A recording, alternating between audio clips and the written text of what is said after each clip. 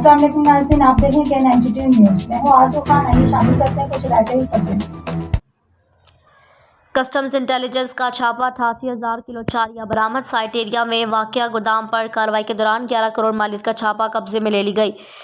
Director customs intelligence Karachi کو site area میں واقع گودام میں بھاری مقدار میں اسمگل شدہ مجلسی اچھالیہ کی موجودگی کی مصدقہ اطلاعات موصول ہوئی، جس پر کسٹمز انٹیلیجنس کراچی کے عملے نے ایڈیشنل ڈائریکٹر اور deputy director anti smuggling organisation کی زیر نگرانی متعلقہ مقام پر چھاپا مارا۔